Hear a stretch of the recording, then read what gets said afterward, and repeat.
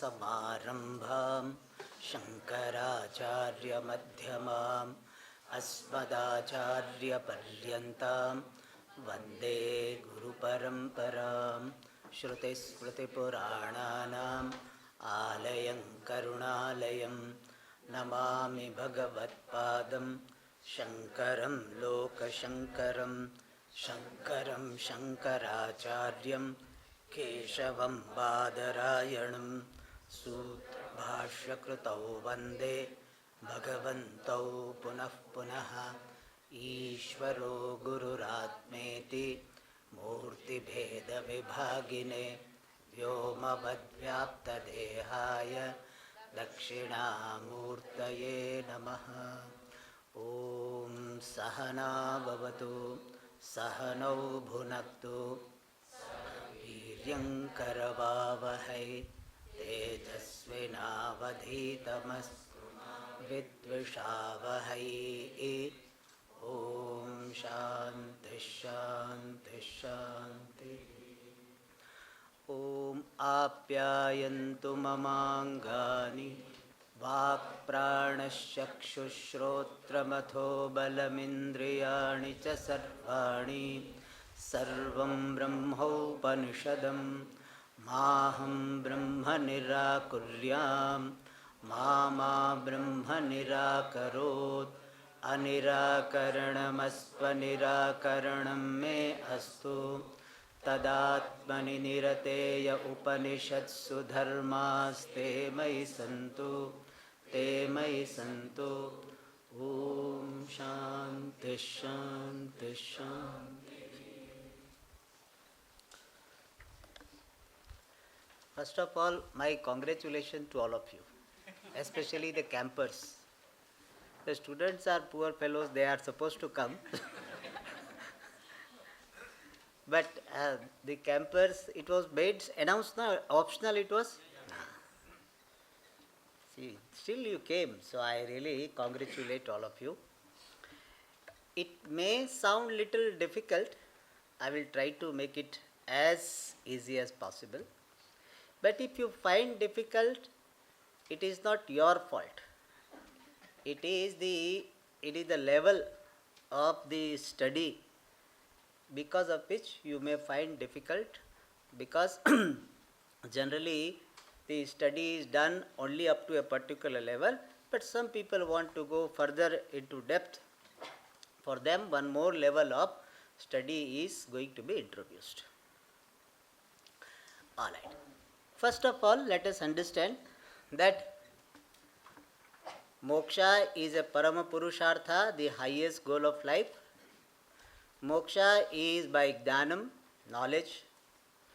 Knowledge is by the study of Shastra, Upanishad, and one can study only one Upanishad, which may be good enough for getting moksha. We have seen Mumuksha Mandukyam Ekamevalam Mumukshunam Vimuktaye. One Upanishad itself is enough. And if you don't get sufficient clarity, then 10 Upanishads one can study. Isha Kena Katha Prashna Mundaka Mandukya Tittirihi Eitareyancha Chandogyam Brihadaranyakam. These 10 Upanishads can be studied.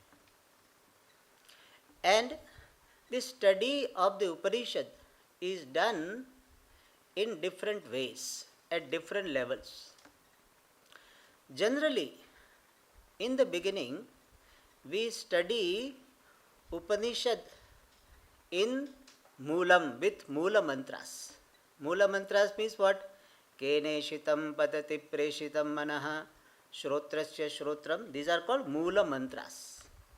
So you study the text of the Upanishad. The Acharya will explain the meaning of the mantras and bring out the vision about yourself being limitless Brahman. All that is here is Brahma, that Brahman you are, that vision is brought about by this teaching of this Upanishad. And for that, the Moola mantra, the main text alone is taught. That is how generally it is taught. In the city when we teach, we generally teach Moola mantras. Moola is called Moola Grantha Adhyayanam, the study of the main text. But somebody wants to study little bit in depth, then the next level of study is called Sabhashyam Adhyayanam, the study with the Bhashyam. Bhashyam is commentary. Swamiji, if you remember in the beginning, he explained the meaning of the Bhashyam, the word Bhashyam. Says, Sutrani Vardiyate Yatra Padaip Sutranukaribihi Swapadani cha Vardiyante Bhashyam Bhashya Vido Viduhu. So Swamiji explained, Bhashyam means the commentary on the Moola Mantra, the original text.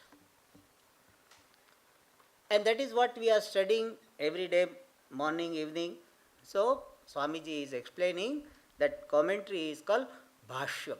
So we study Moola Mantra and then we study Bhashyam to get more clarity about the mantras. And that is sufficient for getting the vision of the Upanishad, which I just now mentioned. Generally it is up to the Bhashyam alone, it is taught in the course. Even the course also, it is taught only with the Bhashyam. So, Moola Mantra is taught, Bhashyam is taught. But to get some more clarity about the Bhashyam itself, some sub-commentaries are there, and that is called Tika. So, Tika means commentary or sub-commentary, which is explanation of the Bhashyam, which is a commentary on the Moolam. So, Tika is a commentary on commentary. Why it is called Tika? Tika means commentary, sub-commentary. Tikyate, Gamyate, Grantharthaha, Yaya. The sub-commentary by which the meaning of the text or the commentary is known. So, Tika is a tool for understanding the meaning of the text and meaning of the Bhashyam. So, it is only for going further into depth. And sometimes even Tika is difficult, and what is explained, the Bhashyam explained by Tika may not be found enough if you are studying very exhaustively. Then we have got one more level, and that is called Tippani or Tippanam. In English we can translate as footnote. So first is Moola Mantra, original text, then Bhashyam, then Tika, and then Tippanam. And Tippanam can be on the Moolam also, it can be on the Bhashyam also, it can be on Tika also. So some people, those who have nothing else to do, they study all the Upanishads with Bhashyam, Tika, Tippanam. Now question would be, I will answer some these questions, basic questions, some of you will have this in mind. Swamiji, is it necessary to study Tika and Tippanam for getting moksha? Answer is no, not necessary. Even Bhashyam is enough, even Moolam can be enough. If teacher is teaching you well, Moolam itself, and he giving you the vision and you are ready like a dry matchbox, then Moola Mantra itself is enough. Bhashyam also is not essential. People ask this question, before Bhashyakara wrote the Bhashyam, was there Upanishad taught or not taught? Sampradaya was there. The teaching tradition was there. So we don't say that Bhashyam is a must for getting moksha through Jnana. But if you want some depth, then study of Bhashya is useful. See, sometimes we may not know what we are missing unless we get it. So to know what we miss also we have to get it. Like sometimes we, in cold we are trembling, So something little bit comes will be nice. But what it means to have blanket we will know only when we get the blanket. So sometimes you will not know. Otherwise, see, when you study Moolam, you think, Swamiji, I am understanding Upanishad very well. I got clarity, I am Brahman. So it's good enough. But certain depth you may get it if you study Bhashyam. And further depth you can get if you study Tika. But for most of the students, up to Bhashyam is good enough. To become if you want to become a teacher of Vedanta, then you should have this knowledge of Tika. Swami Paramarthanji said nicely, teacher should be knowing one more level than what he is teaching.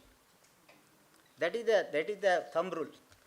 If you are teaching the Moolam, then you should know Bhashyam.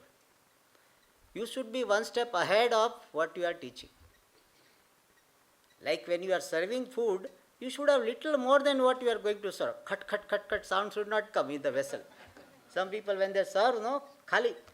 So, you should not reach the bottom when you are teaching. You should always have something more to communicate. Then only you can become a good teacher. So, if you are teaching Moolam, then you should be knowing what? Bhashyam. If you are teaching Bhashyam, you will be knowing what? You should be knowing Tika. But Swamiji, I am not going to teach and nobody is going to study with me. I am Swamiji, for me knowledge is good enough. Then you need not study. Even Moolam is enough. Okay? And so Tika and Tippanam, is it required for everybody? No, not required. Not essential. But if you have time and mind and you have interest and you enjoy the details and depth, how more and more contemplation can be done on the same subject matter. If you have interest for that, then Tika and Tippanam are useful. Alright, now what is your question? Sir, by studying Bhashyam or Tika, we are studying his perception. We are studying that Bhashyakara's perception, Tikakara's perception. Okay. So, if that rule will be applicable when your teacher is teaching the mantra. When teacher is teaching the mantra, you are understanding or you are given the teaching as per the teacher's perception. So, then what you have to do? You have to study by yourself only. The mantra you have to study by yourself. Then you will have you will have understanding as per your perception. And teacher's perception or Tikakara's perception, Bhashyakara's perception is certainly better than my perception. Clear? Alright. Each of these, is there any grammar, etc. and all that? Yes, yes. Has to be written. Okay. The way it has to be written, Bhashyam, Tika, Tippani, and there are ways to write it, is it? You don't bother about writing. You first understand about learning.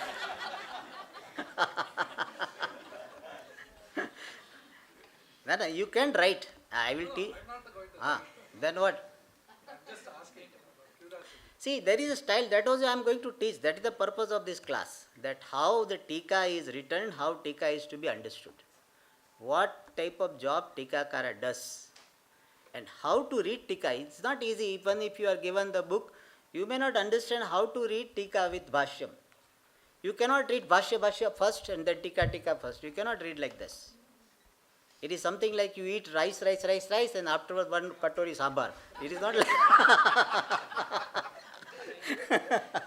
it is not like that. Sambar and rice to be mixed. How to mix, that is what I am going to teach today.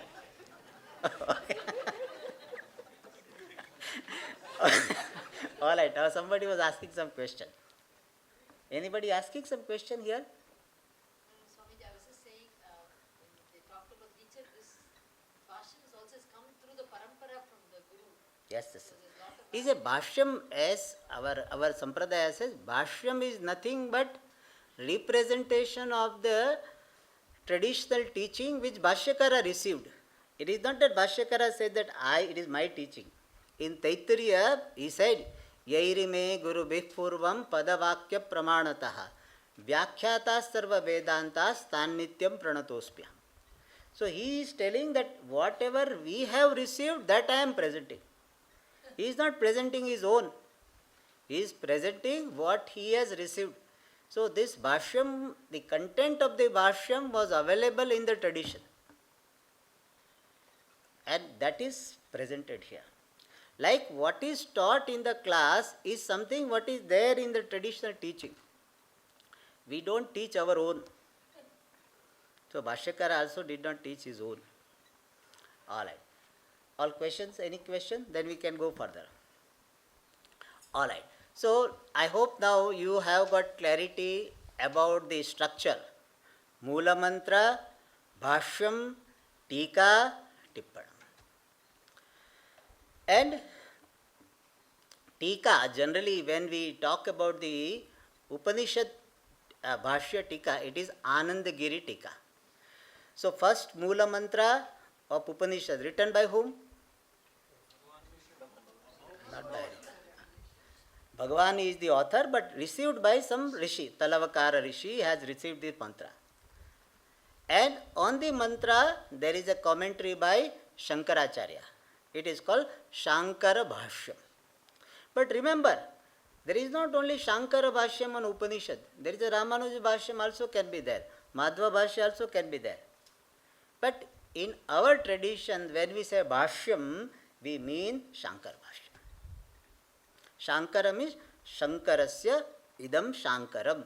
That which is composed by Shankaracharya is called Shankaram. Alright. This Shankara Bhashyam. On the Shankara Bhashyam, there is a Tika, sub-commentary, which is generally written by Anandagiri. So it is called Anandagiri Tika. His name was Ananda Jnanam, the disciple of Shuddhananda. So it is called Anandagiri Tika. When we were in the ashram, we used to write AG. AG means Anandagiri. AGT. So Anandagiri Tika.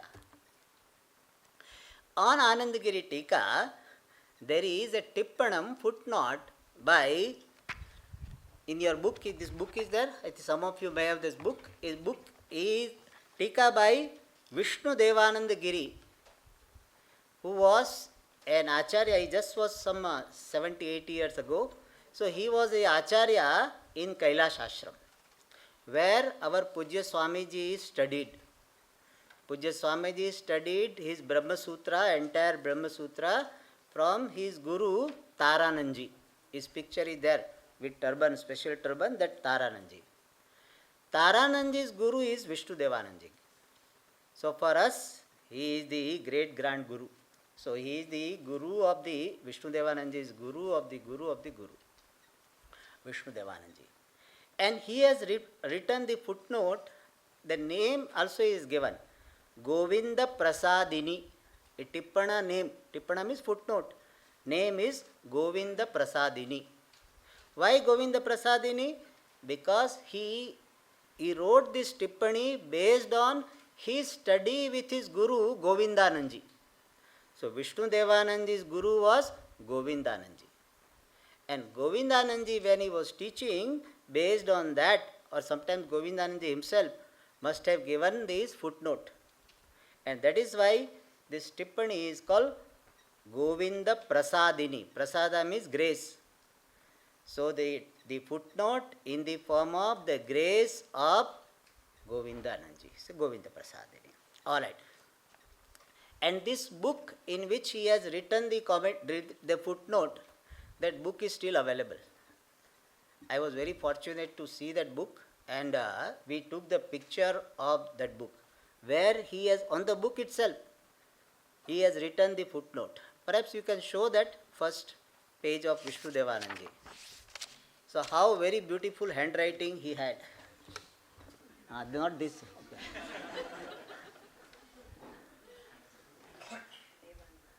Not this. Last one, third one I said. Next one. This. Yes. You are able to see? This is the book, the page of Vishnu Devananda's book, and he has written this handwriting, you can see. And he has marked it. You see this, there blue is there? That is his handwriting. So how beautifully he has written. So that footnote is brought in our book. So what we are seeing in our book as footnote, you see Prakruta is there? Save is given here. Alright. So this is, so we have got the footnote from this book. Alright. So with this background, now we'll enter into the Bhashyam and Tika and Tippanam. I hope now you got the clarity of what is Bhashyam, what is Tika, what is Tippanam. Okay. Now we can open the book if you have page number 2. you can page number 2 you can project. Which is the first one?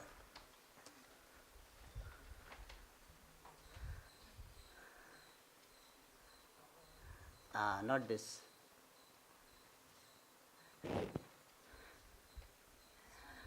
Yes. Yes, correct. You can make it little bigger. Yes. Yeah, correct. This page is okay. Are you able to read, some of you? Okay. Now, Bhashyam all of you have studied. Atha Srimad Shankara Bhagavad Pada Virachitam Pada Bhashyam. Swamiji told about that there are two types of commentary written on this Upanishad. Pada Bhashyam means the commentary on each word by word commentary. Vakya Bhashyam is another one where commentary is on the sentence, not so much focus on the word to word explanation.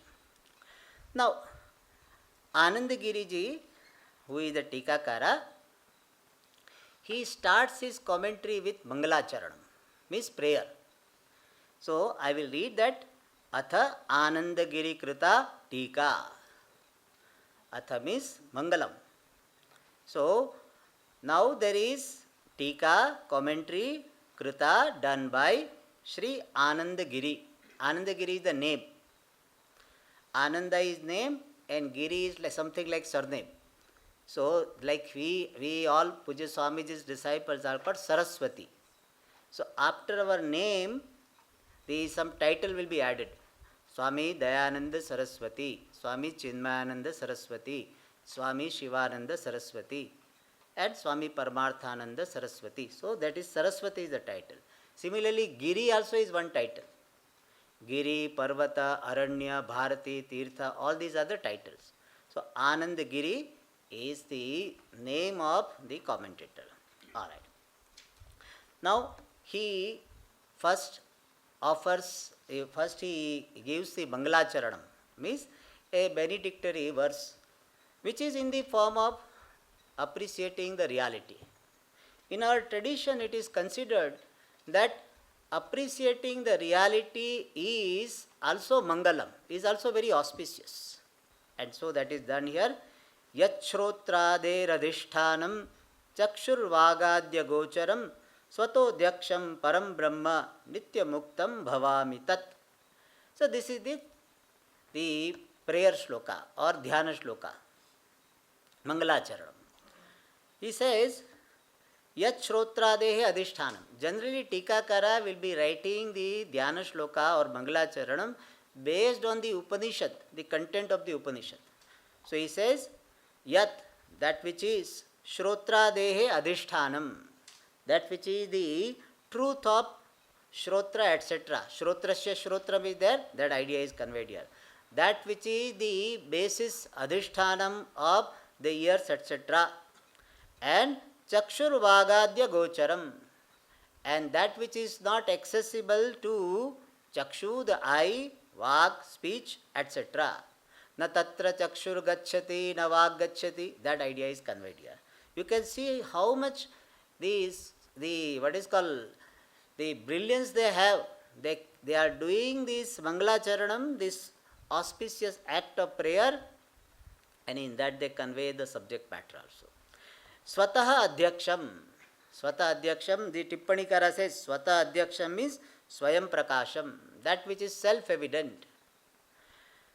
Param Brahma, that which is Param Brahma means Nirgunam Brahma, attributeless Brahma. Nitya Muktam, ever free. Tat, that Bhavami, I am. So I am that Nitya Mukta Brahma, which is the adhishthanam of the Shrotradi, not accessible to the organs, and which is self-evident. So in this manner, he did Mangalacharanam. Alright. Now, he is introducing the Bhashyam. So you might be seeing some color there. Is there no color? Okay. Bhashyam, you can show the Bhashyam color. Top. See, what is the significance of that? So, all the sentences, all the words of the Bhashyam will not be explained by the Tikakara. So, when you are studying or teaching Tika, you should know that which part is explained. So, you see, on the Bhashyam Kena I have marked, because that Kena part is going to be explained by the commentator, sub-commentator. Therefore, Kena is there in the Bhashyam marked, and Kena is marked in the Tika. So, you know that this part is going to be explained. And when something is going to be, some part is going to be introduced by the sub-commentator, then that part should be read first even before the Bhashyam. So, here you see Kene Shitam, that Kena part, Kene Shitam, that part is going to be introduced by the commentator. Therefore, that part of the Tika should be read first even before the Bhashyam. So, whenever the sentence is beginning with the mark, it means we understand that it is to be read first. The Tika should be read first, and then only the Bhashyam should be read. So, here the Tikakara is introducing the first Vakyam of Bhashyam. What is the Bhashya Vakyam? Keneshitam Ityadya, you have already studied. So, he is introducing that sentence of Bhashya. So, see, Bhashyakara will be introducing the mantra, and Tikakara will be introducing Bhashyakara. Like sometimes in the function it happens. The chief guest is introduced by one of the trustees, but trustee himself is introduced by some other person. So, that person will introduce trustee, and trustee will introduce the chief guest. Similarly, Tikakara will be introducing the Bhashyam, and Bhashyakara will be introducing the mantra. This is how the format is. So, slowly we have to get used to, then only we get, otherwise we get lost. What is being taught? So, if you can appreciate, it's fine. If you find difficult, it is understandable. Alright. So, even this Tika was read by Swamiji, if you remember. Our Swami Sakshatji, he read this. But he did not read from the book, therefore we may not remember. But he read this. He has got so good memory. So, he read this. So, I will read it and explain. Keneshitam ityadikam talavakara shakhopanishadam vyachikhyasu Bhagavan Bhashyakaraha aham pratyaya gocharasya atmanaha samsaritvat asamsari brahma bhavasya upanishad pratipadyasya asambhavat nirvishayatvat avyakheyatvam iti ashankya ahankara sakshidaha samsaritva grahaka pramana vishayatvat brahmatva pratipadane virodha sambhavat savishayatvat vyakheyatvam pratijanite. So, here one thing I forgot to mention is, to study the Tika, your grasp of Sanskrit language is very much required. You cannot say, Swamiji, English mein nahi diya kya? The script is not given in English, Swamiji, Tika. If you require the script of Tika in English, then your Tika you will not understand. Therefore, you require very good language, Sanskrit language to understand Tika. Bhashyam itself it is required, but Tika it will be required more. Because Tika Karas, you see, this is such 4 lines, one sentence is making. Tva, etc. That Swamiji said, so it's Sanskrit. And therefore, one should know that Swamiji, tasya means what? If that is your question, then Tika don't try. So for Tika is to be tried when you are very clear about tasya, asya, mama, etc. This word, and you know what is the samasa, what is the tadhita, that some knowledge has to be there. Then only this will be useful. Otherwise, you will get some idea. It is not that you will not understand anything. When I explain this Tika Vakya, you will get some idea, definitely. But it is something, that when you see a very good painting, you say, the 3-4 colors were there. So like that, how will that much you understand, 3-4 colors, beautiful colors were there. But picture you will not understand. For that you require that aesthetic sense. So it is like this. Alright. So now I will explain. Here is a big sentence, and as Swamiji said today, you have to catch the main sentence. Here the main sentence is this. Bhagavan Bhashyakaraha Vyakheyatvam Pratijanite. In fact, we can mark with pencil down. So, Bhagavan Bhashyakaraha Vyakheyatvam Pratijanite. This is the main sentence. Bhagavan Bhashyakaraha refers to Shankaracharya ji. Bhashyakara means the composer of the commentary called Bhashyam. Bhagavan means glorious. Glorious commentator Sri Shankaracharya Pratijanite declares, proclaims, proposes what? Vyakheyatvam. Vyakheyatvam means Upanishadaha Vyakheyatvam. He declares that Upanishad deserves to be commented upon. Vyakheyatvam means the status of being commented upon. The status deserving to be commented upon. The status of deserving to be commented upon. In simple words, Bhashyakara is presenting the idea that this Upanishad deserves to be commented upon. Then somebody may ask that what is the problem? If Shankaracharya ji wants to write the commentary, he is using his pen, his paper, then no problem. So what is the problem? So for that it is said, no, there is an objection regarding the worthiness of this Upanishad to be commented upon. Since there is an objection that this Upanishad, whether it deserves to be commented upon, the opponent says this Upanishad does not deserve to be commented upon. The Kailasashram Mahamandaleshwar will say that when Shankaracharya ji was about to write this, haath pakad lete. The Purva Pakshi comes and holds the hand. How can you write? Haath pakad lete. So that is called, he is dramatizing. So there is an objection. This objection to the worthiness of this Upanishad to be commented upon. And that objection is presented in the beginning. Before that, Bhagavan Bhashyakara himself is explained, is described by the words. Who is this Bhagavan Bhashyakara? Vyachikhyasuhu is an adjective for Shankaracharya ji. He is Vyakhyatum ichuhu, desirous of commenting upon. So Bhagavan Bhashyakara is desirous of commenting upon. Upon what? Upanishadam. This Upanishad, which is Keneshitam Ityadikam, which is in the form of the text beginning with Keneshitam. Keneshitam Ityadikam means it is an adjective for Upanishad. The Upanishad which is consisting of the text beginning with Keneshitam. So Shankaracharya ji, who is Vyachikhyasuhu, desirous of commenting upon the Upanishad which is consisting of the text beginning with Keneshitam. And he gives some detail about this Upanishad. What is that? Talavakara Shakhopanishad.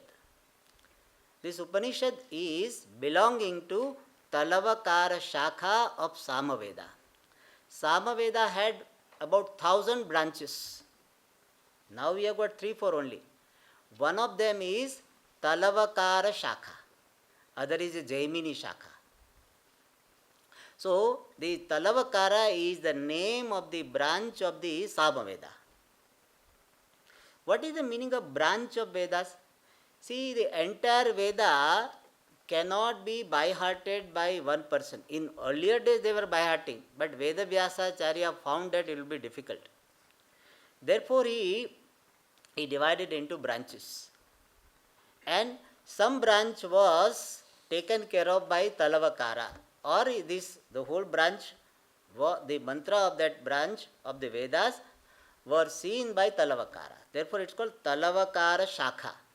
The branch attributed to or propagated by Talavakara is called Talavakara Shakha. Talavakara is the name of the person. So Talavakara Shakha. So this Upanishad belongs to Talavakara Shakha of Samaveda. Therefore this Upanishad is called Talavakara Shakhopanishad. So Bhagavan Shankaracharya ji, who is Vyachikhyasuhu, desirous of commenting upon the Upanishad belonging to Talavakara Shakha and which is in the form of the text beginning with Keneshitam. That Bhagavan Bhashyakara Pratijanite declares that this Upanishad deserves to be commented upon. That is the main sentence. Now, why Bhagavan Shankaracharya ji has to say that this Upanishad deserves to be commented upon?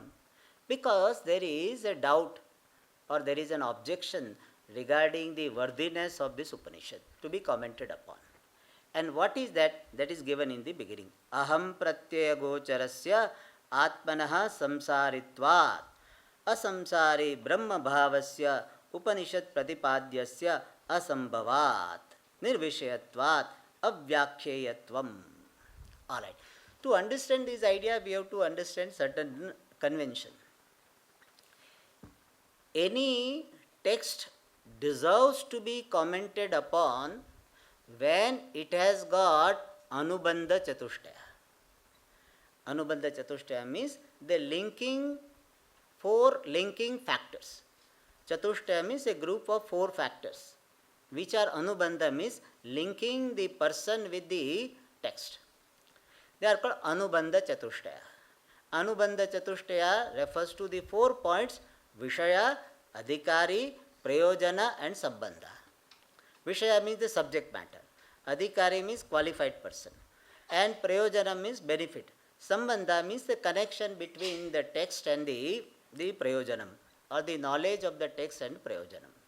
So that is, these are the 4 points. If they are there for any text, then only that text deserves to be commented upon. That is the convention. Just because I have got pen and paper, therefore I write, that is not convention. It will not be acceptable by the scholars. So one has to establish that this text has got Anubandha Chatushtaya. And of this Anubandha, 4 Anubandhas, one is Vishaya, means unique, valid subject matter. And for this Upanishad, what is the subject matter? Subject matter is Atma is asamsari Brahma. Atma is Nitya Mukta Brahma. That is the subject matter. Brahmatmaikyam, the oneness between this Atma and Brahma, which is ever free, that is the subject matter of this Upanishad. And now the objector is telling, the contender, the questioner is telling that this subject matter is not possible, is not valid. Atma is Nitya Mukta Brahma, which is the subject matter of this Upanishad. That subject matter is not possible, not valid. It will be contradicted by other pramanam. How? That is explained. Aham pratyaya gocharasya atmanaha samsaritvat. This Atma, which is equated to Nitya Mukta Brahma, that Atma which is equated to Nitya Mukta Brahma in Upanishad, that Atma is samsari only, is bound. How do you say it is bound? Hetu Garbha Visheshana. Aham Pratyaya Gochara. This Atma is Gochara, means it is revealed by. Gochara means revealed. Revealed by what? Aham Pratyaya, I cognition. Atma, the self, is revealed by what? I cognition. I am. Now you tell me, the Purva Pakshi, this is the objection. Remember, in Vedanta discussion we have to remember whether we are now listening to objection or we are listening to the answer. Sometimes answer may look like objection and objection may look like answer. So therefore you have to be very clear where we are. Address you should remember all the time, wherever you are. Okay. So now it is the objection which is being talked about. What is that objection? That I am cognition is revealing Atma.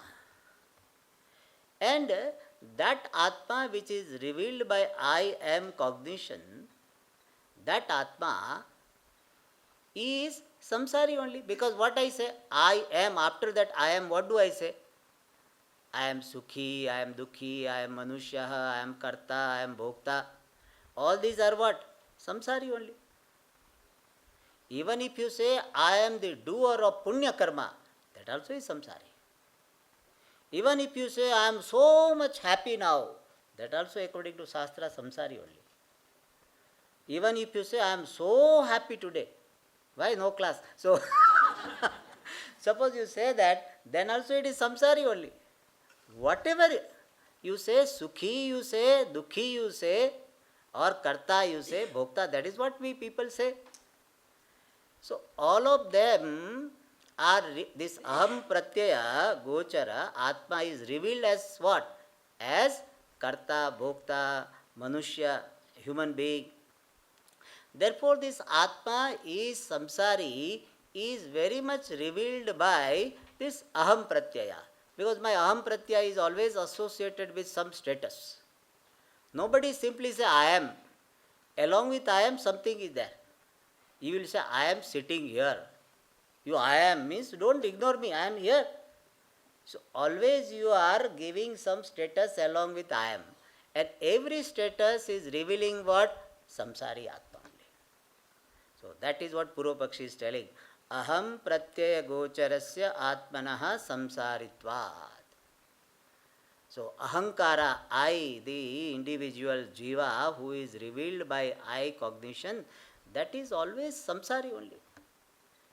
Every pratyaya is revealing, if he, according to Jiva, every pratyaya with some status is revealing what? I am samsari. The Vedanti will say every pratyaya is revealing Brahman. But according to Purva Pakshi, every cognition is revealing what? I am samsari. And therefore, asamsari bhava of Atma, that Atma is asamsari, means ever free Brahma, that is the subject matter of Upanishad. My experience is what? I am samsari, I have no doubt about it.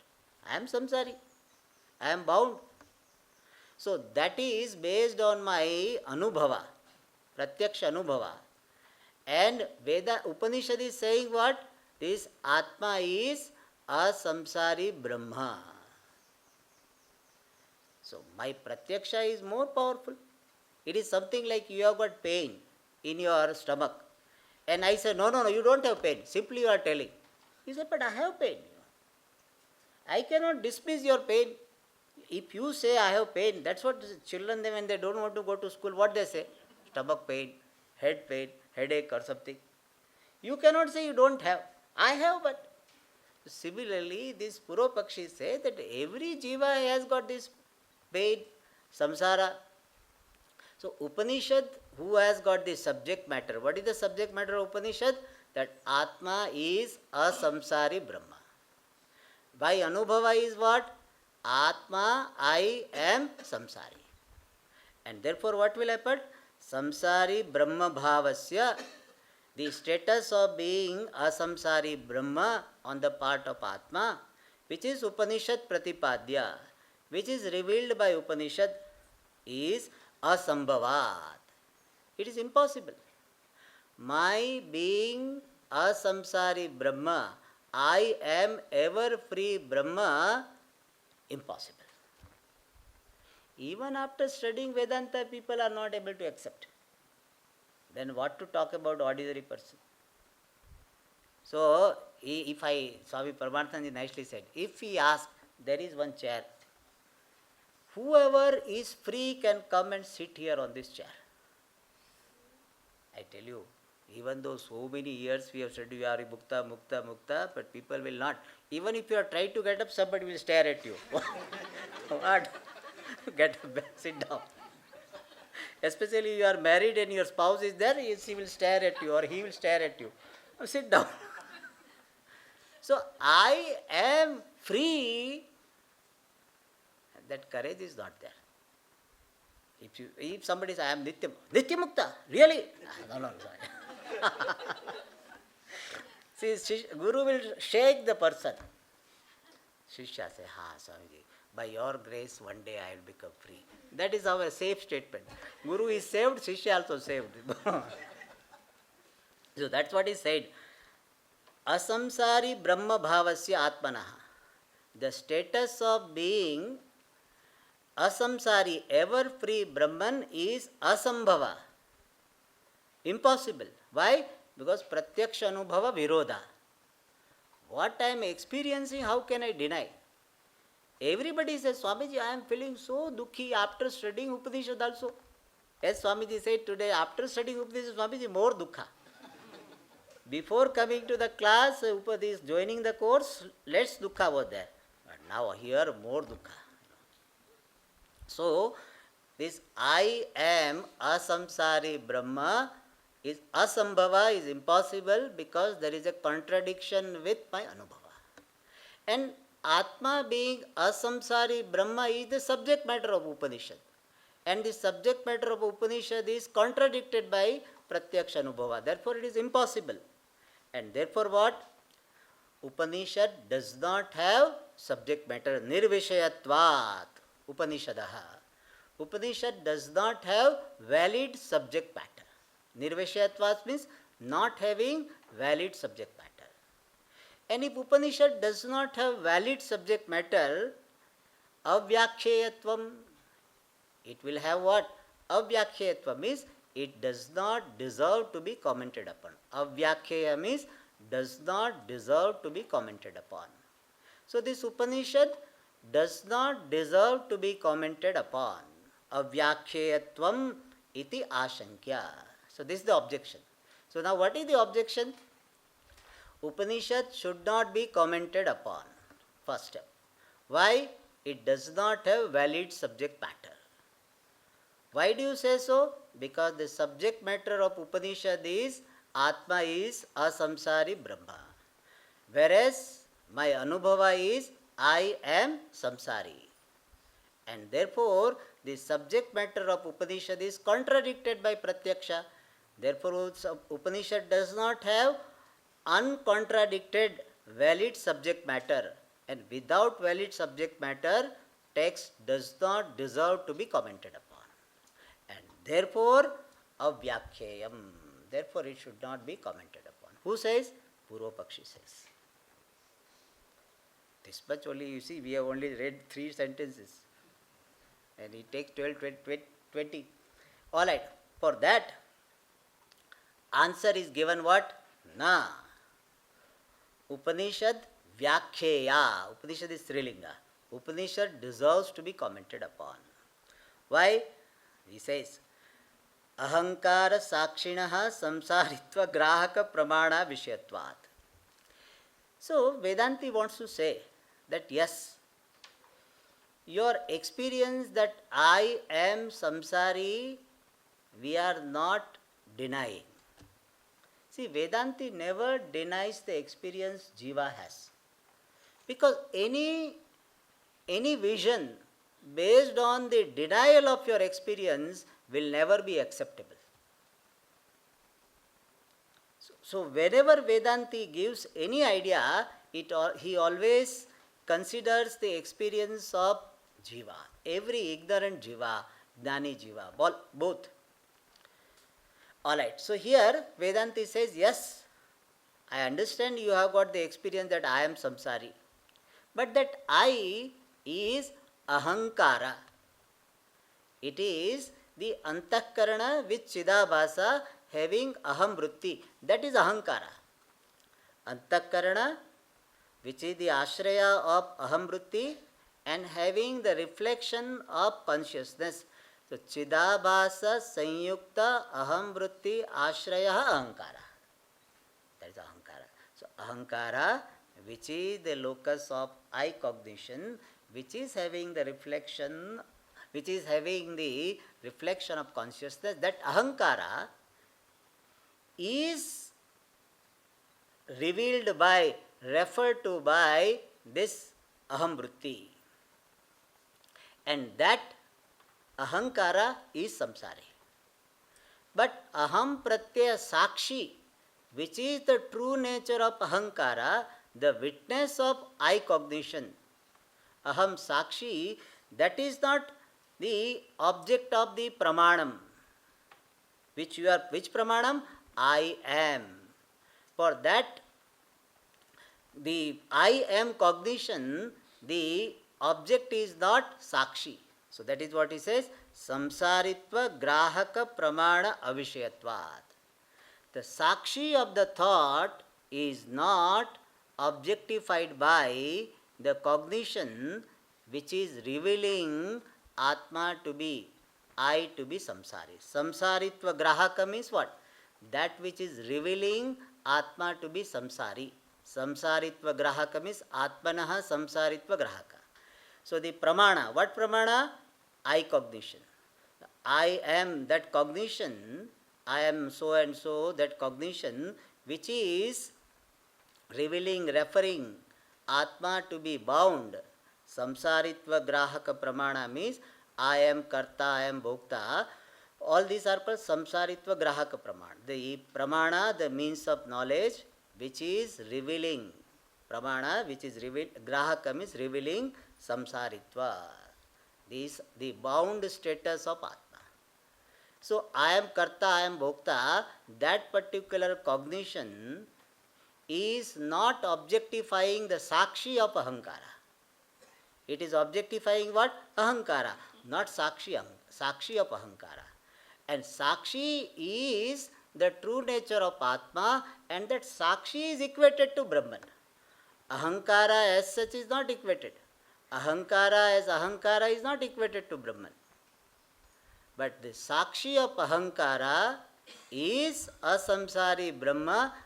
That is what is revealed by Shastra. Therefore, your anubhava is about ahankara, whereas Vedanta, Upanishad is revealing about sakshi being the asamsari Brahma. Therefore, the what is called the object of the contentions are different. You are referring to ahankara by the aham vritti, whereas Vedanta is talking about the sakshi of ahankara. So oneness is there between ahankara sakshi and Brahman. And samsaritvam is revealed by the aham vritti, is of ahankara. So where is the problem? You say Devadatta is an offender, and I am saying the Yagdadatta is innocent. Is there a problem? No problem. Yagdadatta, who is the father of Devadatta, is innocent. So you are talking about Devadatta and I am talking about the Yagdadatta. Therefore there is no the contradiction. So Vedanta is revealing that sakshi of ahankara is a samsari Brahma. Whereas the pratyaya, the cognition which you are quoting, is referring to ahankara. So we are also accepting ahankara is samsari. But ahankara pratyaya sakshi, which is the true nature of ahankara, is a samsari Brahma. Therefore, the samsaritva grahaka pramana avishayatva, sakshi is not objectified by that cognition, and therefore brahmatva pratipadane, atmanaha brahmatva pratipadane, in presentation of Atma being Brahma, Virodha Sambhavat. Since there is impossibility of contradiction, therefore Savishayatva. Therefore Upanishad has got valid subject matter. Because Upanishad is revealing that Ahankara Sakshi is Asamsari Brahma. And that is not contradicted by your Pratyaksha or Ahamvritti. And therefore Vyakheyatvam. Therefore Upanishad has got the status of being, that the Upanishad has got worthiness of being commented upon. Iti pratijanite keneshitam ityadya Upanishad parabrahma vishaya vaktavya. So therefore the Upanishad which is regarding Parabrahma should be talked about. That is what Bhashyakara said. So the essence of Tika is that Upanishad is revealing you are Brahma, ever free Brahman. But you say, Swamiji, but I am experiencing myself to be bound, karta, bhokta, sukhi, dukhi. Isn't it contradicted? Your statement is not, isn't it contradicted by my experience? Then Shastra says, no. Shastra says, the true nature of this ahankara, this I you are telling, the true nature of ahankara is sakshi, witness consciousness. That witness consciousness is Brahman. So in simple words, what you think yourself to be is bound, but what really you are is free. Simple message is this much.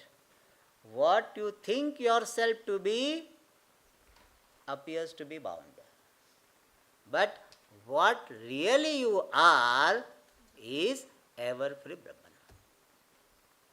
So your experience is based on what you are thinking. And Vedanta is revealing what? What really you are. What you think yourself to be is bound. We also accept. If you are not bound, you will not come to Vedanta class. So we know that you are feeling bound. If you are free, then why should you come? You will ask for refund. So, so you are feeling bound. Therefore you are coming. And but really what you are, ever free.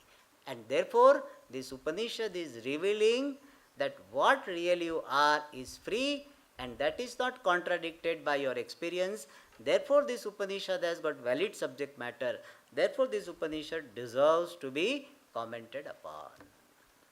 See, one Vakya of Bhashyam we understand so much. So we take one class. So if we take this like this Upanishad with Tika, it will take years together.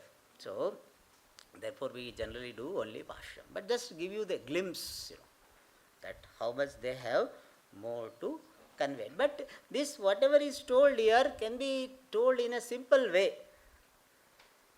But it for the learned person, it has to be present in a particular format. And therefore, it looks little complicated. Idea-wise, it is not complicated. More we'll see in the next. Not next. We have one more class, no? Yeah. So next class. If you are so if you feel little complicated, you can please attend the other class. This class will be like this only. Om Purnamadav Purnamidam Purnat Purnamudachyate Purnasya Purnamadaya Purnameva Vashishyate. Om Shanti Shanti Shanti Hari